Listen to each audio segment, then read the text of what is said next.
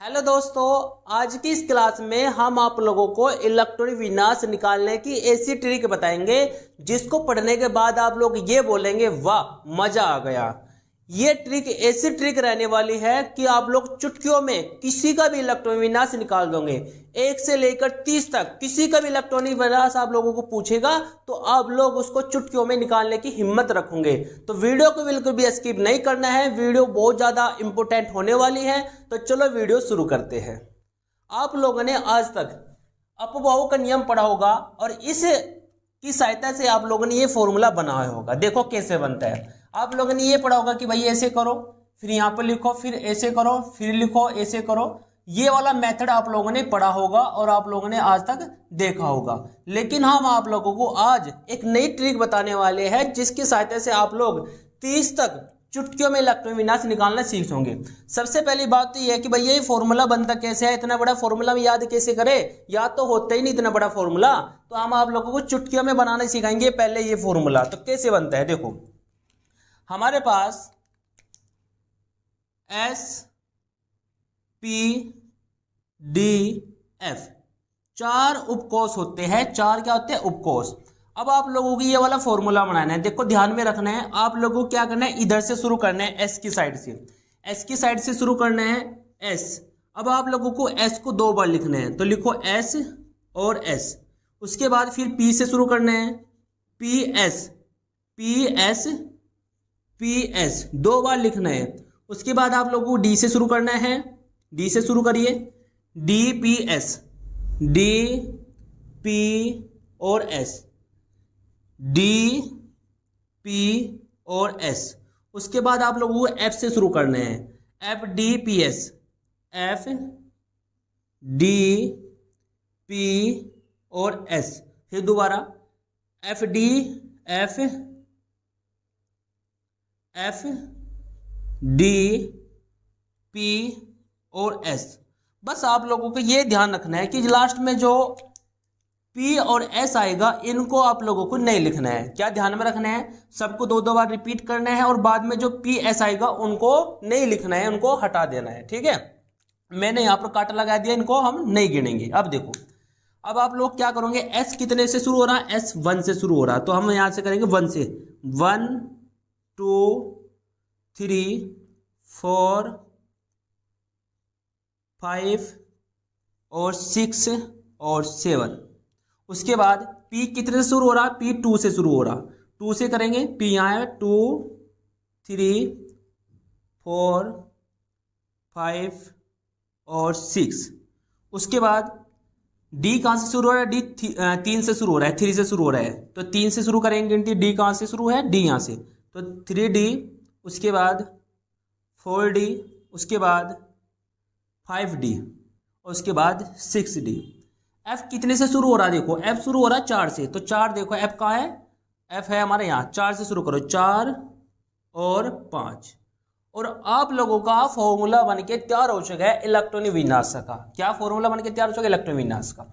ये वाला फॉर्मूला बिल्कुल सेम है, आप लोग इसका मिलान भी कर लीजिए, कोई दिक्कत की बात नहीं है। ये वाला मेथड आप लोग ना पढ़े, ये वाला जो मेथड मैंने आपको ये वाला जो ट्रिक बताया है, इस ट्रिक को आप लोग अच्छे से समझ लीजिए। देखो क्या करना है, सबसे पहले आप लोगों को एस को 2 बार लिखना है, फिर पी एस को भी 2 बार लिखना है, फिर डी पी एस को 2 बार लिखना है, फिर एफ डी पी एस को 2 बार लिखना है।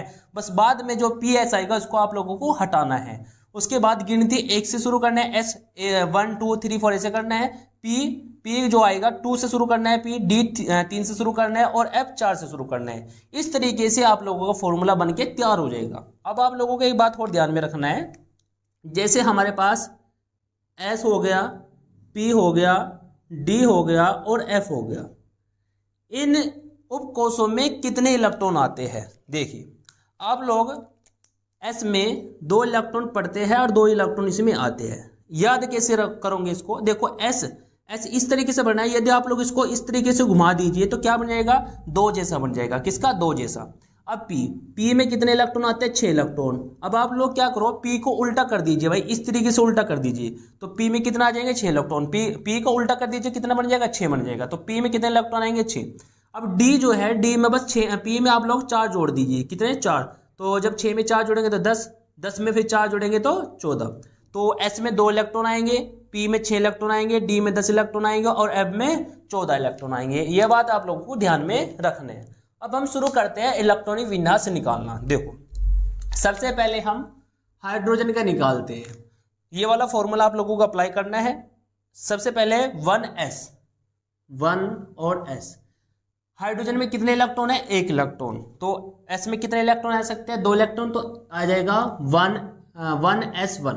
और आप लोगों को बता दो कि हाइड्रोजन हमारा s ब्लॉक का एलिमेंट है, क्योंकि इलेक्ट्रॉन विन्यास हमारा s पर आकर रुक जाता है।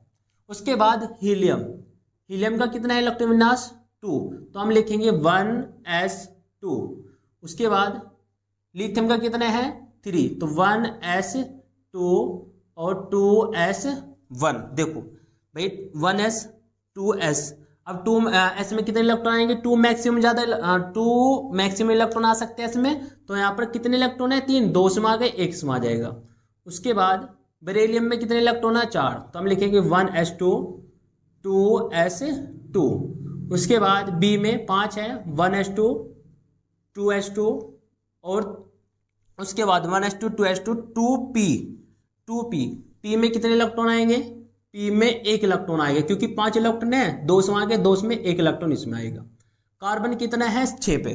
कार्बन कितना है? 6 पे। तो करो 1s2 2s2 2p2 हो जाएगा, क्योंकि 6 इलेक्ट्रॉन हो जाएंगे। उसके बाद नाइट्रोजन 7 पे है, तो 1s2 2s2 2p3 हो जाएगा। उसके बाद ये 8 पे है ऑक्सीजन, तो 1s2 2s2 2p4 हो जाएगा। उसके बाद ये 9 पे है, तो 1s2 2s2 2p5 हो जाएगा। ये हमारा 10 पे है, तो 1s2 2s2 2p6 हो जाएगा। ये हमारा 11 पे है, तो 1s2 2s2 2p6। 10 इलेक्ट्रॉन आ गए, तो P से आगे चलेंगे, 3s आएगा। क्या आएगा? 3s।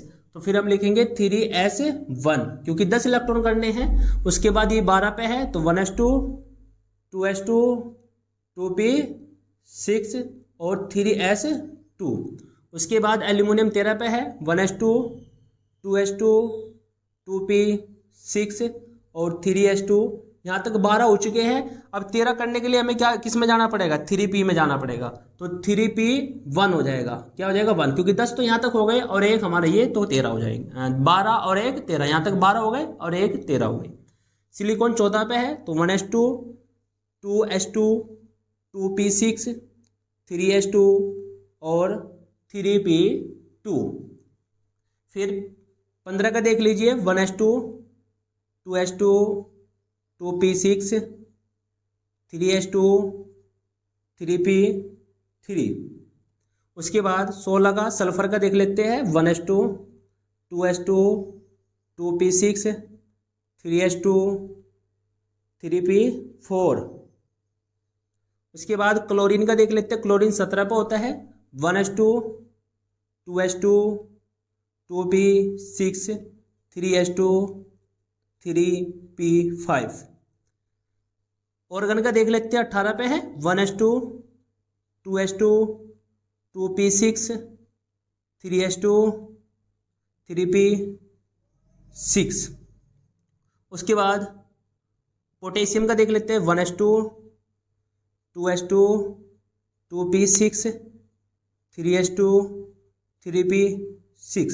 यहाँ तक कितना हो गया था? 18। अब हमें 19 पे जाना है, तो 19 के लिए हमें क्या करना होगा? 4s को ऐड करना होगा, तो 4s1। उसके बाद कैल्शियम का देख लेते हैं, 1s2 2s2 2p6 3s2 3p6 4s2। यहाँ तक पूरे 20 इलेक्ट्रॉन भर चुके हैं। अब 21 का देख लेते हैं, 21 का देख लेते हैं, 1s2 2s2 2p6 3s2 3p6 4s2। यहाँ तक 20 हो चुके हैं। 2 2 4 6 10 और 2 12 और 6 18 2 20। उसके बाद आएगा हमारा 3D। क्या आएगा? 3D। डी में हमारे 10 इलेक्ट्रॉन आते हैं, तो यहाँ पर आएगा 3D, तो 3D 1 हो जाएगा। उसके बाद 22 का देख लेते हैं टाइटेनियम का, 1s2 2s2 2p6 3s2 3p6 4s2 3d2। उसके बाद वेनेडियम का देख लेते हैं, 1s2 2s2 2p6 3s2 3p6 4s2 3d3।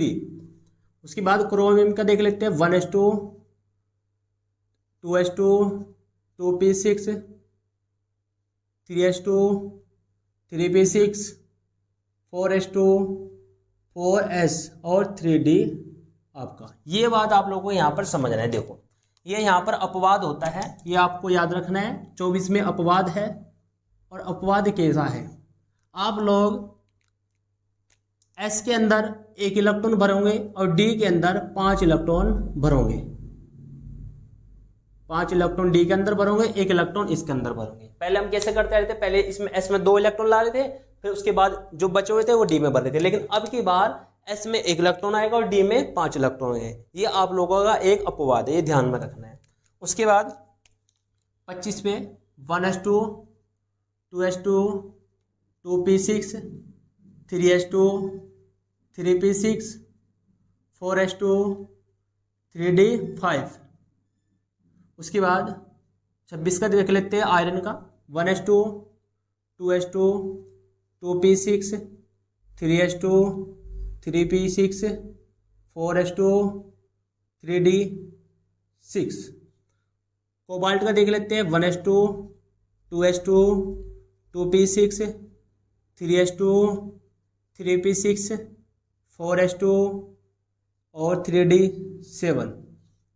निकल के देख लेते हैं, 1s2 2s2 2p6 3s2 3p6 4s2 3d8।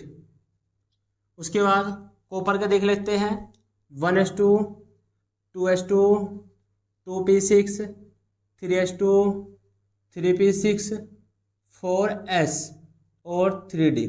ये बात आपको ध्यान रखनी है कि यहाँ पर भी वही सेम अपवाद है। S में 1 इलेक्ट्रॉन आएगा और इसमें 9 आने थे, लेकिन इसमें 10 इलेक्ट्रॉन आएंगे। ये अपवाद है। इन अपवादों को आप लोग जो समझोगे वे 12th क्लास में जाके समझोगे कि अपवाद क्यों है। ये जब आप लोग 12th क्लास की केमिस्ट्री पढ़ोगे तो आप लोग ये दोनों अपवाद वहां पर समझोगे कि अपवाद क्यों आते हैं। उसके बाद देख लेते हैं 30 पर, जिंक है 1s2 2s2 2p6 3s2 3p6 4s2 3d10। तो यहाँ तक 30 तक आपके इलेक्ट्रॉन विन्यास निकल चुके हैं और आप लोग अच्छी तरीके से समझ भी चुके हैं। यहाँ तक हमारा फॉर्मूला यूज में आया है 30 तक। ये आप इसको याद कर लीजिए कि 1s2 2s2 2p6 3s2 3p6 4s2 3d10, यहाँ तक ही 30 तक यूज होता है। तो आप लोग थोड़ा सी ये बात समझ ले कि इलेक्ट्रॉन विन्यास क्या बताता है। देखो यदि आप लोगों से ये पूछ ले जाए कि सोडियम किस ब्लॉक का एलिमेंट है, आप लोगों को पता है कि आवर्त सारणी में 4 हमारे ब्लॉक होते हैं S-P-D-F। आपसे पूछ ले जाए कि सोडियम बताइए किस ब्लॉक का एलिमेंट है, तो आप लोग क्या करोगे, सोडियम के लास्ट में जाएंगे इलेक्ट्रॉन विन्यास में और आप कहेंगे सोडियम तो हमारा S में आकर रुक रहा है, तो हम कहेंगे ये हमारा S ब्लॉक का एलिमेंट है। किसका? S ब्लॉक का एलिमेंट। ये बात आप लोगों को ध्यान में रखना है, S ब्लॉक का एलिमेंट। यदि आप लोग से पूछ लिया जाए कि आप लोग आर्गन बताइए कि किस ब्लॉक का एलिमेंट, तो आप लोग देखेंगे तो लास्ट में हमारा P आ रहा है, तो हम कहेंगे ये हमारा P ब्लॉक का एलिमेंट है। किसका? P ब्लॉक का एलिमेंट। ये बात आप लोग को ध्यान में रखना है। मतलब बाद में जो रुकेगा, जिसमें रुकेगा इलेक्ट्रॉन विन्यास, वो उसी ब्लॉक का एलिमेंट होगा। जैसे जिंक जो है, जिंक D पे रुकता है, तो हम कहेंगे जिंक किस ब्लॉक का एलिमेंट है? D ब्लॉक का एलिमेंट है। आपसे पूछ ले क्रोमियम, क्रोमियम किस पे रुकता है? D पे, तो क्रोमियम किस ब्लॉक का एलिमेंट हो गया? D ब्लॉक का एलिमेंट हो गया। तो आई होप कि आपकी समझ में आया होगा। यदि समझ में आया है, ट्रिक अच्छी लगी तो वीडियो को ज़्यादा से ज़्यादा शेयर कर दीजिए और वीडियो को लाइक कर दीजिए, और चैनल पे नए हो तो चैनल को सब्सक्राइब भी कर दीजिए।